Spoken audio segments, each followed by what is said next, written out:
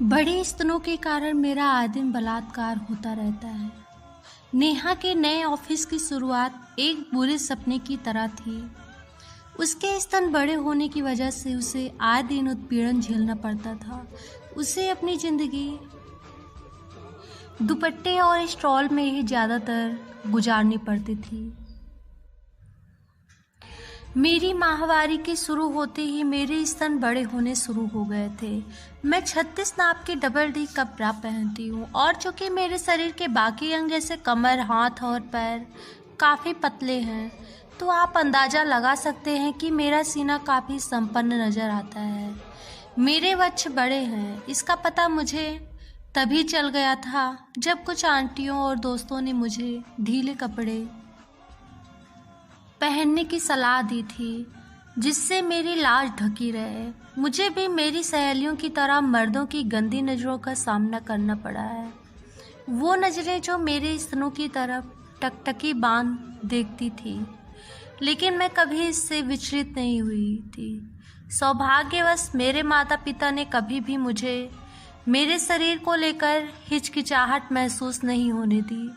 मुझे बिना रोक टोक कुछ भी पहनने की पूरी आज़ादी थी। काम के दूसरे ही दिन मैंने 2 पुरुष सहकर्मियों को मेरी स्तनों को ताकते और उनके बारे में ठिठोली करते हुए सुना। जैसे जैसे दिन गुजरे, लोगों की नज़रें और गंदी और दबी जुबान में कही जाने वाली टिप्पणियाँ और ऊंचे स्वर में होने लगी। एक दिन ऑफिस के सार्वजनिक गुस्ल खाने में मैंने अपना एक कार्टून देखा, जिसमें मेरे शरीर को कुछ इस तरह दर्शाया गया था। 2 बड़े बड़े स्तन और साथ में मेरे नंबर के साथ जो लिखा था वो मैं कभी नहीं भूल पाऊंगी। दुनिया के सबसे बेहतरीन स्तनों के मज़े लेने के लिए इस नंबर को मिलाएं अभी। दीवार साफ करने में 1 घंटा लग गया। शर्म के मारे किसी और से मदद भी नहीं मांग सकती थी। मुझे लगा यह काफ़ी बुरा था, लेकिन इससे भी बुरा था बाकी के स्टॉप का इस वाक़ये से कन्नी काटना। यहाँ तक कि कोई महिला भी मेरे समर्थन में नहीं खड़ी हुई। शायद उन्हें नहीं लगता था कि यह उनकी समस्या है। इस बात का मुझ पर बहुत ही गहरा प्रभाव पड़ा। मैंने अपने आप को बाहरी दुनिया से बिल्कुल अलग कर लिया था। यहाँ तक कि घर वालों और दोस्तों से भी बातचीत ना के बराबर हो गई थी।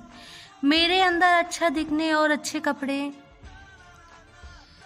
पहनने की लालसा बिल्कुल मर गई थी और मैं अब सिर्फ वो लिबास चुनती थी जो ढीला हो और मेरा शरीर छुपा सके।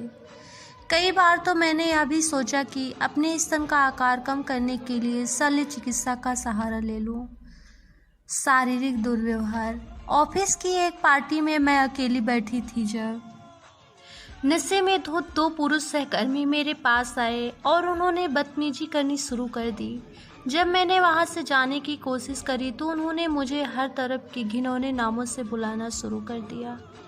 उसके बाद उनमें से एक यश ने अपने हाथ मेरे स्तन पर रख दिए। वहां पर मनीष भी मौजूद था, जिसने यह सब होता देख यश, लेकिन उसने मनीष की एक न सुनी। उसने मेरे कपड़े के अंदर हाथ डालना शुरू कर दिया और मेरे स्तनों को तेजी तेजी से दबाने लगा।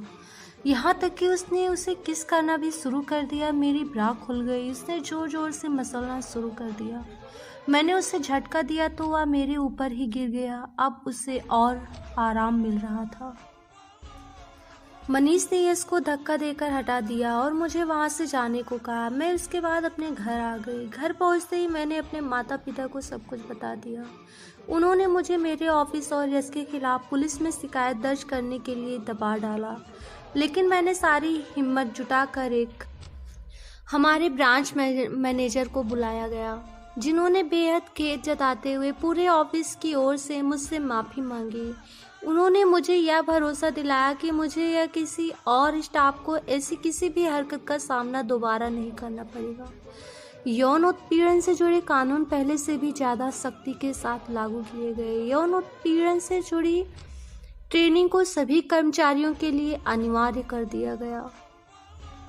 इस तरह की कई ट्रेनिंग सेशन में इस संबंध में लोगों को जानकारी दी और उन्हें इस तरह की घटनाओं को उजागर करने के लिए प्रेरित किया।